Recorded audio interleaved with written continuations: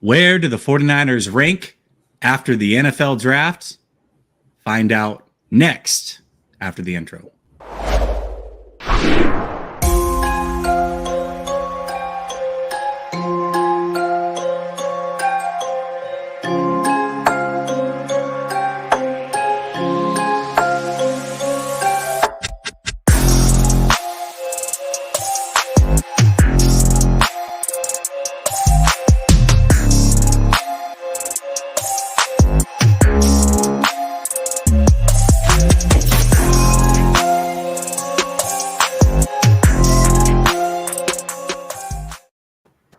All right, welcome back to Last Second Sports, where we are giving you our take down to the last second. And it's Tuesday night, which means I got my lumberjack partner with me, So Real Sunil. What's up, Sunil? How you doing? Look, we out here representing the faithful, blue collar, doing work, my friend. That's what's up. Excited to be here, man. Talking to you. Just so you know, next week I expect you to have like one of those wool hats that with the red and black checker that goes over your ears. If you can make that, and then it has like the snap button that goes up, I want one of those worn next week. Just to be clear. Say less. All right, I'm just letting you know. Everybody expects it. All right, Sunil. So you joined me for round one of the draft, majority of it anyway. So I know your thoughts, kind of how it went that night. Obviously, the 49ers didn't make any picks. We were on Deebo Samuel watch. Nothing ended up happening there. But you and I really haven't talked since the rest of the draft happened. So I want to know, and very, very vague, right? Mm-hmm. But what were your overall draft thoughts? Like, just give me your immediate reactions, how you felt in the moment as the draft was happening. Yeah, look, I've been pretty consistent this offseason with there's something that I would do. And then I've been, for the most part, just kind of putting my mind in reading what the front office and just what their plan is. And I've been pretty consistent with the fact that I think they're sticking to their game plan. And their game plan is fully just filling in depth as much as possible with young, healthy talent. And so when it came to the draft, it was exactly what I thought it was going to be. I think it was very on brand. And I was just, no real big, like super surprises. They did in the first 3 rounds, they usually reach for a position that they deem a need. And you saw that they went after a running back that was higher than maybe some people would have expected them to pick a running back. They went after a wide receiver, but I did a show on Friday and I pretty much mentioned that I thought with their first pick in the second round, they were going to go defensive line. They went defensive line. The second round, I said, this is the crapshoot where they go safety, inside linebacker, wide receiver. They ended up going wide receiver and running back. So it's pretty on point with what I expected. I think they did a phenomenal job with their undrafted free agents. But it just is going to be an exciting training camp.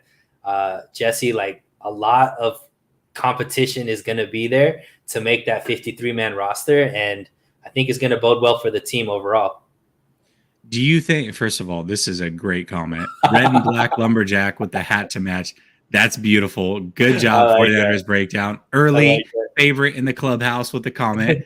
But do you think the 49ers took the right approach? Do you like the approach they took? Because it really felt like they had a game plan, like you said, but they seemed to go more best available rather than filling the needs that they had. Because I'll tell you this, Sunil, if I had put out a mock draft and the 49ers in that mock draft did not pick an interior offensive lineman, a safety, or a nickel corner with their first 3 picks, I might have been canceled on the internet. But when the 49ers did it, everybody seemed to love it. So what are your thoughts overall about the approach they took in the draft? Yeah, once again, I think I'm with you. What I thought they were going to do or what I thought they should do versus what they look at is different. And I think that's been the biggest confusion when it comes to the faithful and when it comes to the front office. I believe that the front office has been very consistent, that they're very happy with this roster. All of the positions that we deemed huge positions of need for them, they feel like they've already filled. And so they're just going after depth and they're building the team that they want. And as far as like Do I agree with it, Jesse? I do. And I kind of talked about this on Jack's show right now. So anybody that's carried over, sorry for me being redundant with this, but I think there's a lot of the faithful right now, Jesse, that have never seen the 49ers win a Super Bowl. And because of that, there's this term that has been thrown around like all in and going after premium talent. And 49ers are thinking this is a horrible offseason because they didn't do what the Chargers did. And they're not maximizing, a quarterback on his rookie contract and all that kind of stuff. Because they're like, you go all in, win a Super Bowl, and as long as you win a Super Bowl, I'm happy, even if they don't win a Super Bowl again for another 20 years. I've seen the 49ers win a Super Bowl, Jesse, and I've also seen the last 2 decades of the 49ers being atrocious at times with a couple of pockets. The Jim Harbaugh time where the team was consistently good, and then it's now. And I think that there's this thought process that if you win a Super Bowl, that there's this like level of whatever, even if the team isn't good after that it's still going to be all good because that Super Bowl doesn't wear off. It wears off, my guy. I'm much happier with the team that's consistently competing for a Super Bowl, that can win a Super Bowl and continue to win Super Bowls. And I think that's what the 49ers regime is doing right now.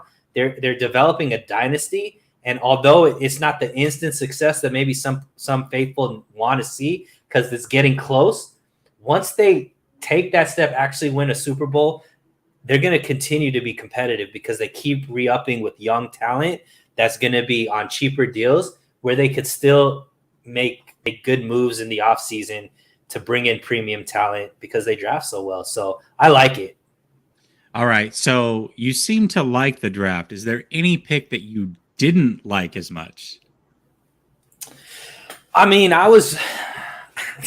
the guys that I wanted them to pick, they ended up picking an undrafted free agent. So I'm not mad at anything. Like Donovan West was somebody that was on a lot of my drafts. I picked him in the 3rd or 4th round. They got him as an undrafted free agent.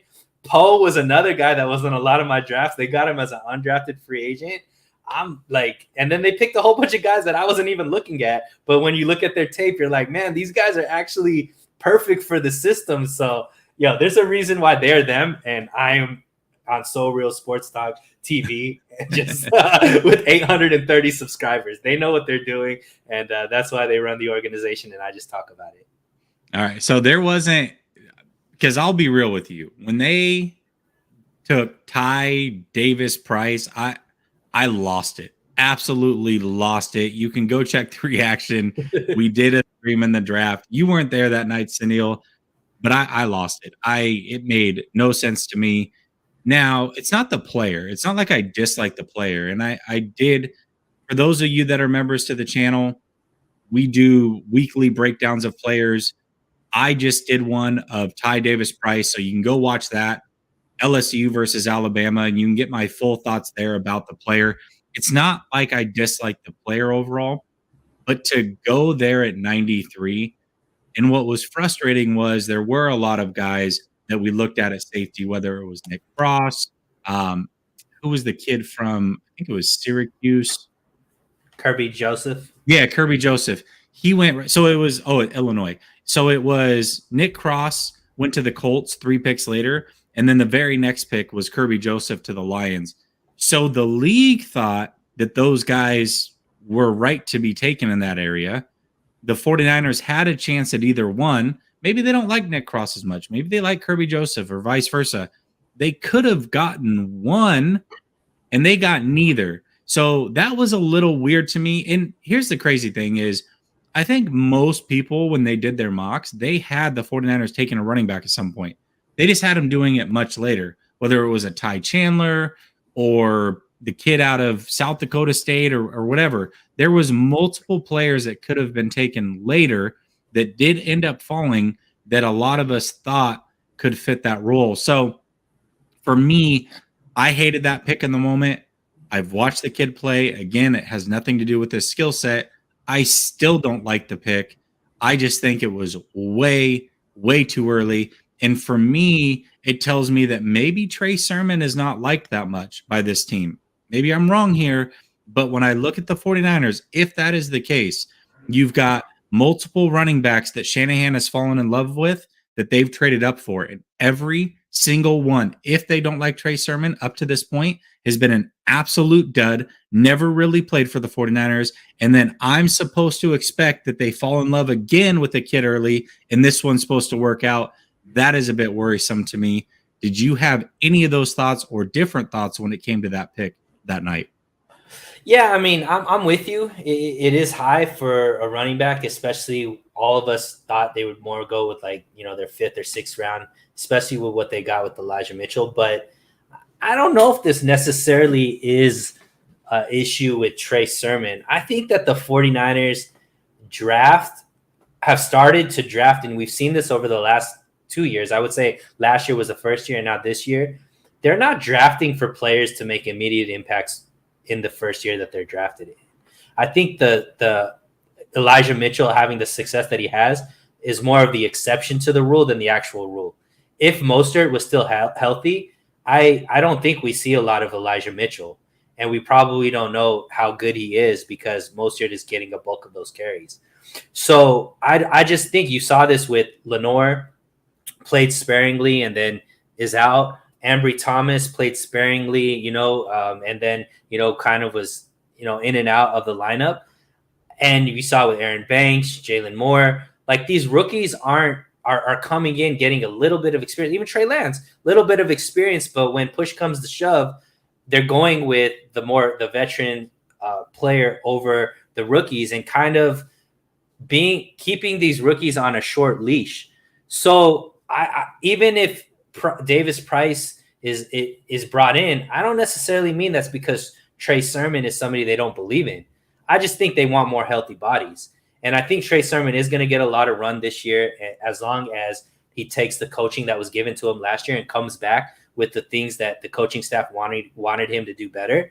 And I think Davis Price is just there as an insurance policy just in case injuries happen, because we've seen they were ravaged with injuries in that running back room last year. Elijah Mitchell missed 6 games. Sermon was out a few games. And then, Hasty was injured. Wilson was injured. So you can't get enough healthy bodies. So whether Davis Price is somebody that makes an impact this year, I think they're starting to draft for the next few years and not just for how the team impacts this year. And I think that's where a lot of the turmoil comes from, the faithful and what this front office is doing. I don't think the faithful is caught up with that.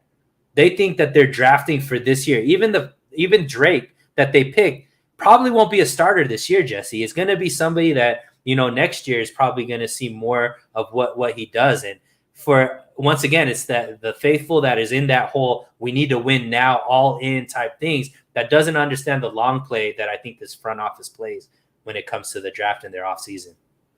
Yeah, and here was my thing is I kept being told that was best player available, right? And that's the route the 49ers should take. And I don't disagree with that. Going BPA is always a good thing because you're right.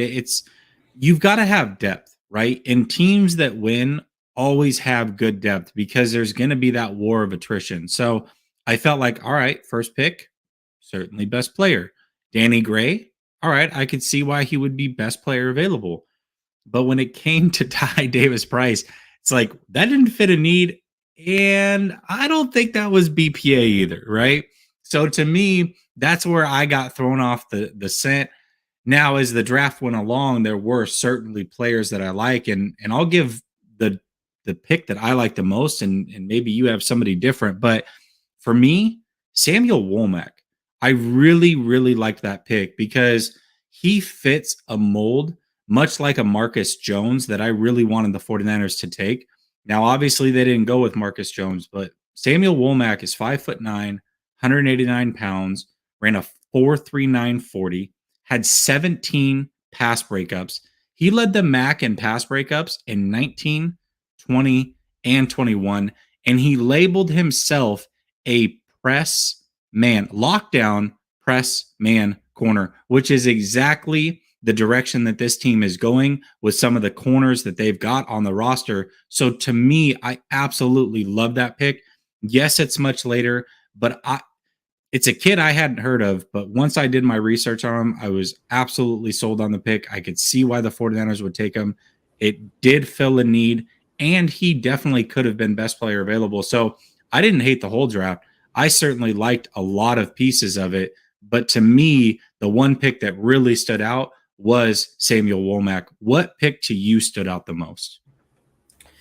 Yeah, I mean, I know this is probably a cop out. I mean, but out of the people that they drafted, it was Drake. Like, Yeah. I think that he's going to be phenomenal under Kosaric. I think just his raw talent is the highest that has been drafted on the defensive line in some time. I think just his raw athletic ability and the fact that he doesn't need to come in right away and be an impact player, meaning he could just come in and be a specialist on a few downs. And, even if he plays 20-30% of the snaps in his first year, but come next year when, Bosa's all cylinders and, a lot of these defensive linemen aren't under contract for next year. Now you got this bona fide guy who's a year into being trained by Kosaric. He could be a guy that you can see getting 8 to 10 sacks consistently for this 49ers defense. And I think that's huge to have that type of ability in somebody that's so raw, that has played multiple positions on the defense and, just has the athletic ability that he has. And then I just love what they did in their undrafted free agents, man. I love Donovan West. I love Jason Poe. I love Leon O'Neal. So many guys that they just brought in that I thought were going to be guys that were on my mock drafts consistently, that they got in undrafted free agents. I just think overall, the way that this team finds talent in the draft is just phenomenal to me. I think this is one of the best drafting regimes in the league right now. And it shows by the amount of impact players that they pick, how many of the people they draft continue to stay on the team, and how many all pros they've been able to draft no matter where they are on their draft board. Yeah, absolutely. So I left this comment up, and we're going to talk about the Verrett signing. But basically, the question is can Verrett play safety and some corner coverages to keep him from injury? I don't think Verrett can play safety. I think he's a bit undersized to play safety. But I will say this. The 49ers usually tend to draft a player or two and then make them move positions. And I think, to me, and maybe I'm wrong, but I feel like this year that player is Tariq Castro-Fields from Penn State, the cornerback. I look at him and I think they may ask him to play safety, because if you look at all the cornerback signings that they had, drafting 2 corners and then also bringing back Verrett, I'm looking at it saying one of these guys probably has to move to safety. And when I look across the board, I don't think any of the current corners can make that adjustment. I certainly don't think it's Verrett. I think that's a great question, by the way. I don't think Verrett could play safety, but I look at that rookie in Castro Fields, and I think he might be the one that they ask to change positions. But overall, when it comes to Verrett and that signing, what are your thoughts about Verrett coming back? How do you feel about it? Yeah, I'll touch on that. First of all, I don't know if they're going to make any of these rookies change positions. I think you might see Dante Johnson play a little bit of safety this season. So I like it. Yeah, I think that he's somebody that the team has trusted to play multiple roles, and he's somebody that has been efficient at any position that they actually put him in. So I think he is most likely the cornerback that can maybe play some safety if they need to. I think that the corners that they took are because Mosley isn't probably going to be on the team next season. So they're picking these guys to come on. And like I said, they're not picking for this year anymore, Jesse. They're thinking long-term. They're looking at contracts and seeing who's going and have a replacement already on deck versus having to be desperate in the year that they are drafting to hit on somebody right away. So I think that's smart. As far as what was the original question? I'm sorry. Oh, Jason Verrett. Because you moved. Yeah, I like it a lot. I mean, we talked about it. If they could get him on a vet minimum deal, which is what they ended up doing, having Jason Verrett where you don't need him because he is on your depth chart as the 4th guy, maybe the 5th guy off the bench. If they could keep him healthy, Jesse, and come playoff time, you have Jason Verrett healthy and firing on all cylinders. Charvarius Ward and Jason Verrett on your outside, and then you move E-Man into nickel, oh my goodness. Now you're talking about going from a cornerback room that already you thought was much better than we've ever had, I would argue, under this regime, to being maybe one of the best cornerback rooms in the league. Because Jason Verrett healthy is a bona fide CB1. Like, he's a lockdown, put him on your best receiver, and you are liking your chances with Jason Verrett covering one-on-one. Then you got Ward on the other side, who already is going to be our number one corner if Verrett is there or not there. I just think it's a blessing, and kudos to the 49ers organization for treating players the way that they treat players, because this is reaping some of those rewards. They have stuck with Jason Verrett through all of these injuries to where they can get kind of like a team-friendly type thing where he goes and gives basically the 49ers – the 49ers win on this deal, basically, to have the type of talent of Jason Verrett for the price that they're paying him. And that's because of all the goodwill that they've shown him, that he wants to stay with the team like this that has seen him through thick and thin. So I'm all about it. It's a great move for me. This is the best cornerback room that we've seen in a long time in San Francisco. I mean, top to bottom, it is super deep. Ambry Thomas is still there. I think Ambry Thomas is a good player. I know that there's mixed reviews on Ambry. I think when they signed Charvarius, that told me that the future was Ambry and Charvarius, because they want press man corners. And just across the room, there's going to be some good players and or guys that were drafted in the last year that are not going to make this team. It's possible that Lenore doesn't make this team. Darqueze Dennard, who they signed, doesn't make this team. Dante Johnson, if he doesn't switch positions, finally probably doesn't make this team. There's just a lot of really good players. Now, maybe Verrett starts the season on the PUP or IR, and so that allows for that extra roster spot, and they can sneak somebody else in and then move them to the practice squad. But this is a super deep cornerback room and very, very different from last year, because Jason Verrett, remember, that season we talked all throughout the offseason how the season hinged on Jason Verrett, and he goes down immediately week one as the starter. This is a much different situation. I don't mind bringing back Verrett in this scenario where he's not going to be relied on to be the starter. But if he is fully healthy, like you said, especially coming down the stretch of the season, we've got two arguable top 15 corners between him and Charvarius Ward. That is huge with this pass rush. So tons of depth, not only there, but the defensive line, and then also even the offensive line. We don't know what's going to happen with Mac, but I can tell you this. They drafted a ton of players. They brought in some undrafted free agents. They're just throwing a lot of players out there and having open competition. And that's the one big takeaway that I had from this draft, that the front office is not afraid of competition. They're not afraid to just bring in as much talent as possible and figure it out from there. I know that you had some thoughts about maybe what the draft told us. What did you pull away from the draft of what the front office is telling us? Yeah, I mean, I kind of mentioned it a little bit earlier. I think this front office is trying to create a dynasty. They're not looking to be one-hitter quitters. They're not looking to be, the Eagles that win a Super Bowl and then just fall off the map the next few years and, it just falls apart. Everything you just mentioned, Jesse, I was just in my head thinking, what does this sound like? And this sounds like Bill Belichick's Patriots. This is exactly what the Patriots did. They drafted a whole bunch of people, competition at all times, get rid of guys 1 year too early versus 1 year too late. And there was nobody that was safe, quote unquote. Like, you always had to compete for your position. And that was the reason why they were able to, sustain as long as they did, right? Obviously they had, the GOAT at quarterback. That helps a lot. But as far as the philosophy, the 49ers are kind of doing the West Coast version of that. And I just think that bodes well.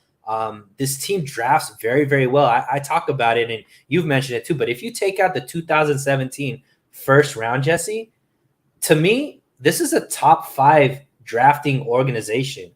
those 2 first-round picks in 2017 is the only reason why they're brought down. But if you really look in depth as far as how many players actually make the roster, how many players are still on the roster, and how many all-pros they've been able to get all through, what doesn't matter what round they've been able to get through the draft, these guys do a phenomenal job picking people that are scheme-specific, that are character-specific, that buy into the 49er way. And I just don't see any of that changing with who they pick this draft.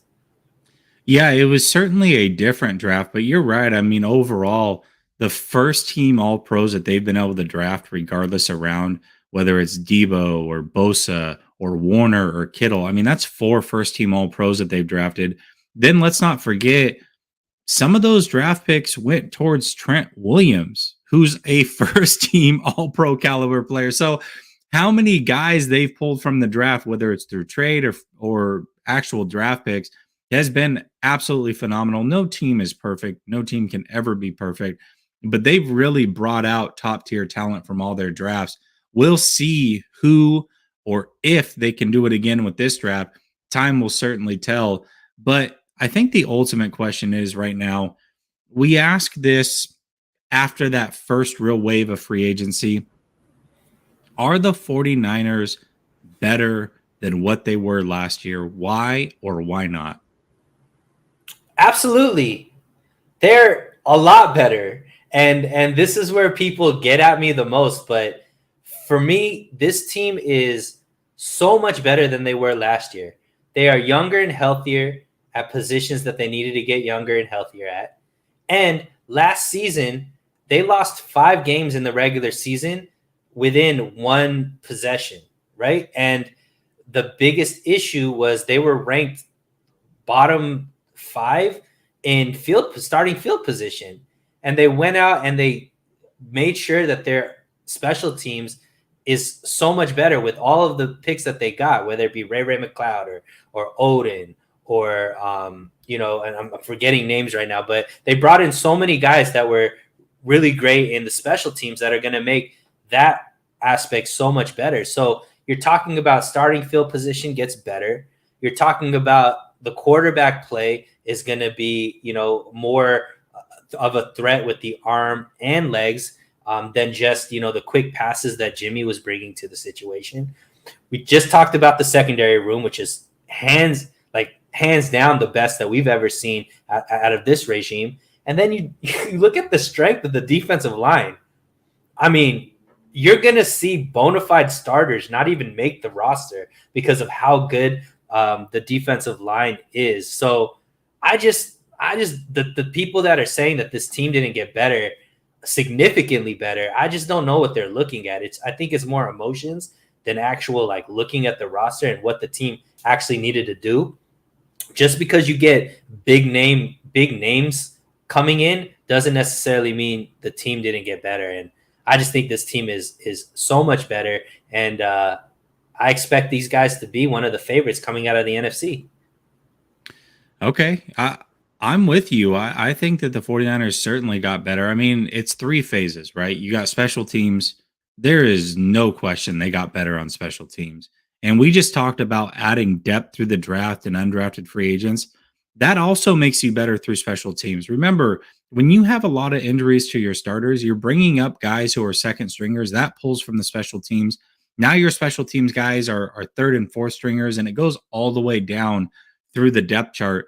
The 49ers have so much depth right now that the special teams, on top of who they brought in to play special teams, should be way better. So that's a tick in their, well, I guess a feather in their cap is the best way to say it. Then you look at the defense. Safety, not better, right? So far, they've lost heart. We don't know who the starter is. There are options. We can talk about that in a second, but safety, they're not better. Cornerback, we just said that this is the best cornerback room top to bottom that we've seen on this team in many, many years. And this, I mean, we're talking, since the 90s, right? We're talking Eric Davis, Deion Sanders years. As far as depth and overall play, I feel like this is the best they've been in 20 plus years. So secondary as a whole, I think is slightly better. even though safety is a downtick.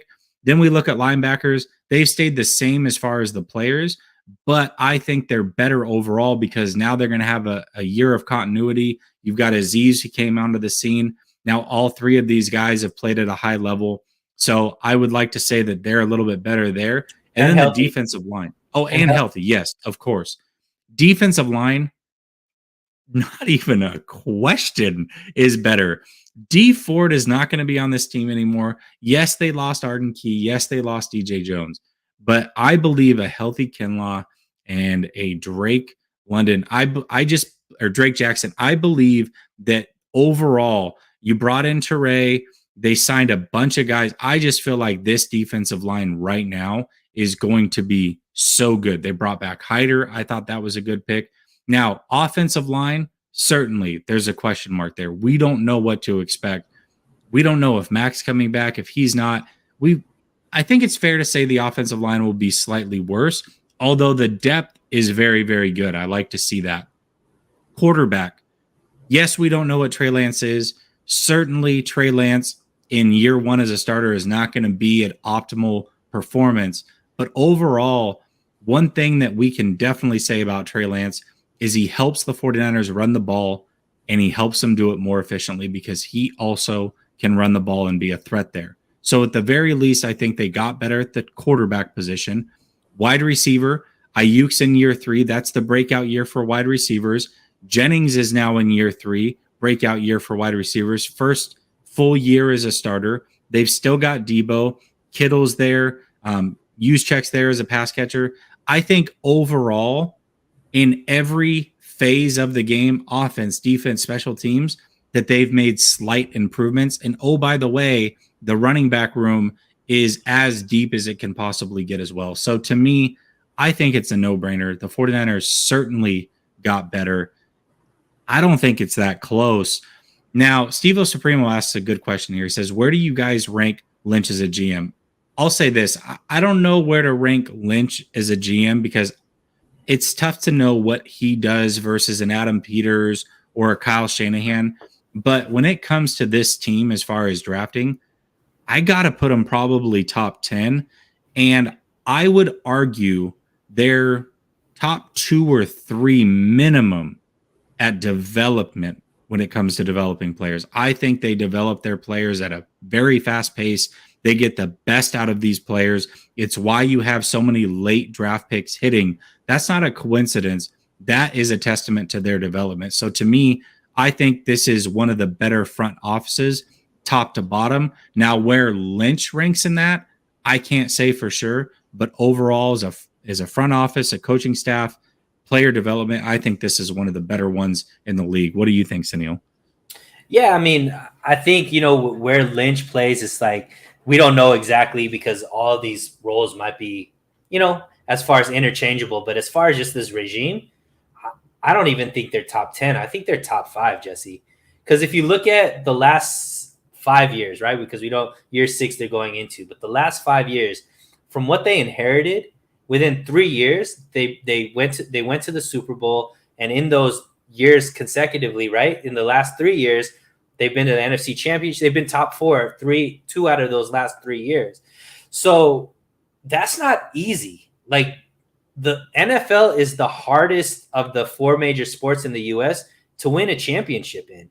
And the fact that the 49ers the last 3 years have been on the doorstep of being able to do that, you have to give credit to this regime to be able to do that, right? In the last 2 decades, this has only happened twice with two, I guess, regimes, right? And one of them was when Harbaugh was here. That ended terribly, right? And now we have the Lynch Shanahan, and for all of the nitpicking that the faithful do, as far as just overall success, this isn't normal for a team to be able to have. And I feel like some fans are taking it for granted. I'm extremely good with what this whole front office does. And look, this front office has been cherry picked as well. This coaching staff has been cherry picked as well. And they continue to still have the same type of success to me, Jesse. And that just, to me, is the type of leadership that you want, the type of way you want your organization to be run. So I think this is a top 5 organization from top to bottom. And I'm willing to defend that to anybody. Now, just like any organization, they do have weaknesses. And I would say the 49ers' weakness is evaluating their players compared to the rest of the league. I feel like they have no pulse when it comes to their own players and what the rest of the league thinks about them, right? And you see that through Jimmy Garoppolo, what they think that he was worth, also a Debo Samuel and what they thought he was worth on the trade market. Now, it doesn't mean that you had to trade Debo. I'm not trying to say that. You absolutely hang on to Debo at all costs, and that's what they decided to do. But when it came to actually letting those guys hit the open market and see what their value was, I think the 49ers really think that their players are way up here and better than anything. And the rest of the league's going, let's calm down a little bit. They're probably worth this. So I think that's one area that they can improve. But overall, the 49ers front office is certainly one of the better ones in the league for sure. Kim says, Jesse, I am late tuning in today. Not sure if you touched on this or not, but are you feeling better about the running back getting drafted? We did touch on it. Short answer, no. All right. So let's talk overall, though. Where does this team rank in the NFC? Now, this is inspired by Dan Orlovsky. Dan, I don't know what you're thinking here, but I want to go over his top 5 teams in the NFC. He neglected to put the 49ers in there, which was funny to me. He said the Rams are number 1, the Bucks are number 2, the Saints are number 3, the Packers are number 4, and the Eagles are number 5. I think he forgot the 49ers existed, but why don't you give me your top 5 teams in the NFC, and please make it a better list than what Mr. Orlovsky gave us. Yeah, I think obviously Dan, I like him actually. I like what he usually says for the most part. I think he's pretty fair, and I think he actually is one of the guys that doesn't just fall into the narrative. He's willing to think for himself. I think he just got caught up in the I guess the feelings of the draft and the Eagles getting AJ Brown and all this kind of stuff. I have no idea why the Saints are there. Who's playing quarterback for the New Orleans Saints? Like, nobody even knows. First year coach, all that kind of stuff. Clearly, obviously, that defense is really, really good, and they do have some stars over there. But the Saints aren't making my top 5. I don't know what order it necessarily is in, Jesse. Yeah, you don't have to give me an order if you don't want. But Tampa actually, Bay before you give your top 5 and I give my top 5, there's 122 of you watching. Make sure you like and subscribe if you've not done so already. Hit that bell notification so you never miss an episode. And then go into the description. The link in the description is Sunil's channel. Make sure you subscribe to that. All right, Sunil, go ahead. Give me your top 5 teams. So this is just in no particular order. These are just the teams that I think are in the top 5.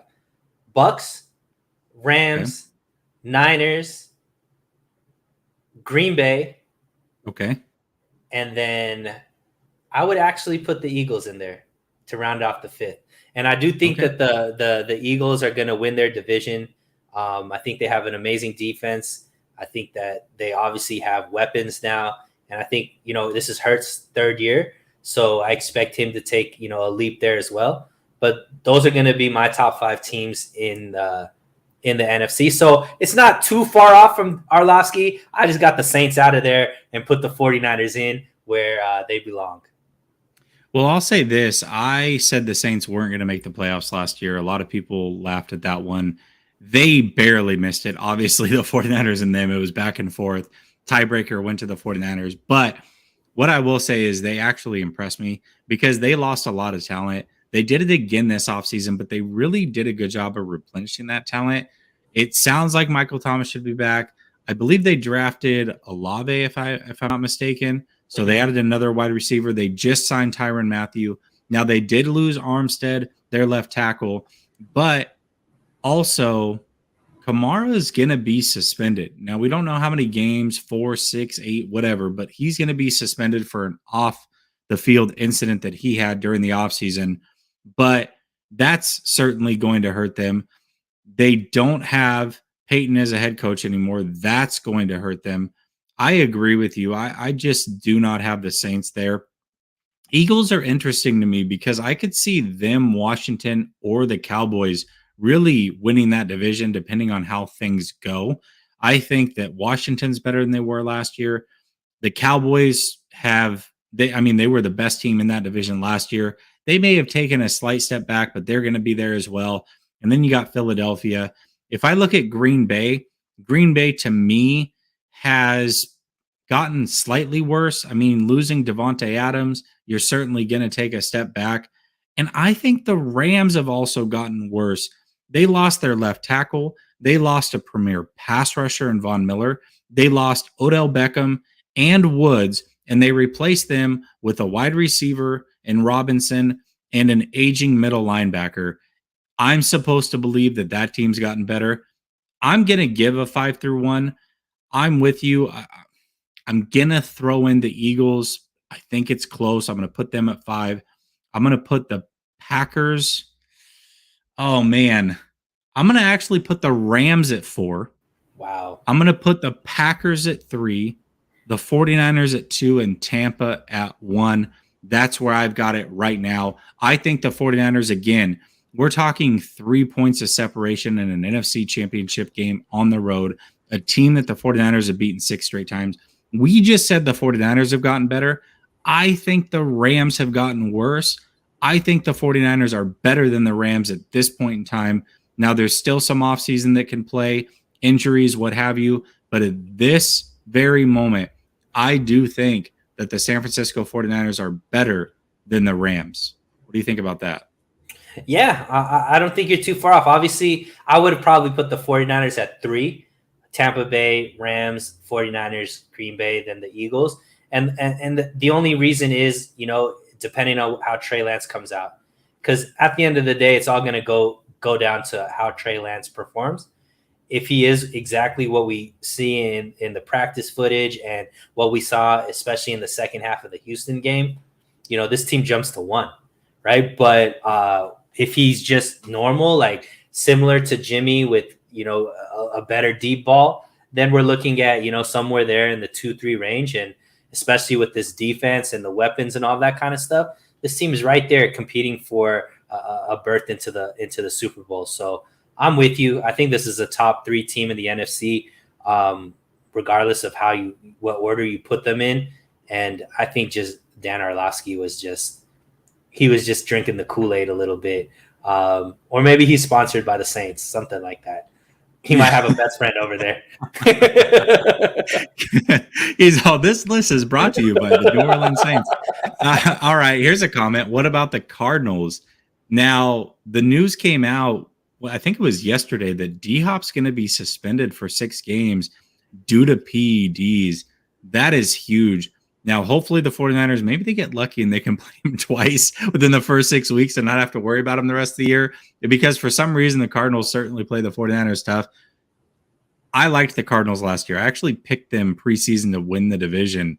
And, that was a bit out there. It looked like it was going to come to fruition. The very last week, it fell apart on me. But the Cardinals have taken a step back. Let's also not forget that they lost their premier pass rusher. Really, that's 2 years in a row because they lost Reddick 2 years ago. They lost Chandler Jones this offseason. They don't have that pure pass rusher anymore. They lost some depth. I believe their second running back in Drake. And then they don't have D-Hop. Now, they added Hollywood Brown, which I think is great, pairing him back up with his college teammate and Kyler Murray. But with no D-Hop for 6 weeks, that's certainly going to hurt. Plus, I just don't trust Arizona. For some reason, at the end of every season, they seem to just fall apart. Arizona, to me, is not that scary of a team. What do you think with that, Samuel? Yeah, and they lost Chase Edmonds.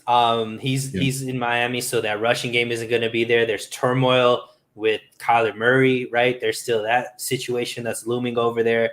And until the Cardinals can prove that, I believe first half Cardinals are when they're the best, and the first half Cardinals are definitely not going to have DeAndre Hopkins. So they're probably not going to be as good as they were in the first half. And we know second half Cardinals aren't that scary. So I just don't think this is going to be a good year for the Cardinals overall. They probably can still eke into the playoffs, but just because I think that there's a lot of teams that are just bad in the NFC right now.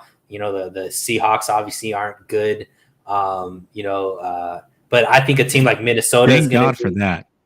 Yeah, but I think a team like Minnesota is going to be competitive. So they'll probably be in the playoffs that weren't there last season. You talked about Washington. I think they'll be in the playoffs, that weren't there last year. So I just think overall it's a much more competitive NFC. So you can see the Cardinals not making it, especially if they fumble that first half of the season because Hopkins isn't there. So I'm with you. I don't think they're anywhere close to the top 5 best teams. They might not even be in the top 7. Yeah, the NFC, it's interesting because it is wide open, but I think basically teams 4 through 7 could be anybody. Like literally anybody. I don't know. I could see a scenario where the Saints make the playoffs or Tampa. Well, Tampa's going to make it, but the Saints or the Panthers make the playoffs. I could see a scenario where either Washington, Philadelphia, or Dallas, whoever doesn't win the division, makes the playoffs. I could see a scenario where the Cardinals, 49ers, and Rams make it. The Vikings we talked about with Green Bay. I mean, there's so many options in the NFC. I think it's going to be wide open. It's going to be a lot of fun to watch this year. But I certainly think the 49ers are in that top 5. I said number 2. You have them in your top 5. It sounds like you're probably leaning more towards top 3 yourself, even though you didn't give a number. Eventually, we will give our Super Bowl picks, our way too early Super Bowl picks, but we're not going to do that tonight. This is a great point to end it. Sunil, it was good getting back on the horse, doing the show with you. Next week, I expect that lumberjack hat, though. Do not disappoint. We got 137 people in here that are going to hold you accountable next week. So make sure that you come through with that. Again, if you have not subscribed, make sure you do so. Sunil's channel, the link is in the description. Subscribe to him. We appreciate each and every one of you. Hey, Jesse, can we do something? So I'm at around 830 subscribers. Okay. All right. So can we set a goal on this show? And if we do hit that goal, as far as getting me to a certain amount of subscribers, I will definitely wear a lumberjack hat the whole show next week.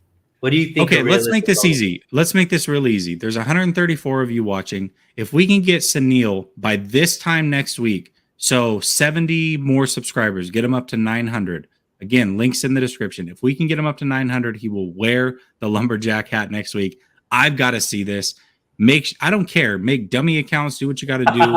Subscribe to this man's channel. Get him up to 900. He'll wear the lumberjack hat. That's a must see. So please go do that for Sunil, and let's make him look silly on the show next week.